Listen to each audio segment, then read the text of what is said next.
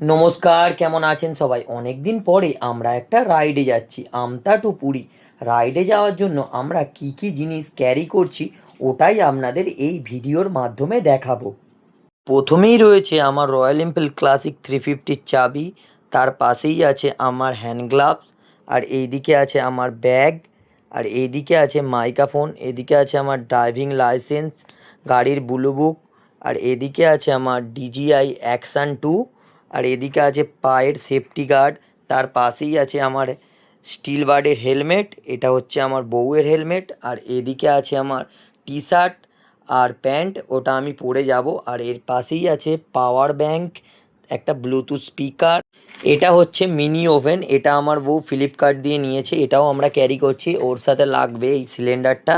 ওর পাশেই রয়েছে electric pump, এটা খুব কাজের জিনিস, আপনারা যদি অফরোডিং করেন তো এইটা ক্যারি করতে পারেন। ওর পাশেই আছে পাংচার কিট, এটা হচ্ছে লিক ফিক হয়ে গেলে টিউবলেসের জন্য কিট। আর ওর পাশেই আছে চেন লুব, আর এদিকে আছে চেন ক্লিনার।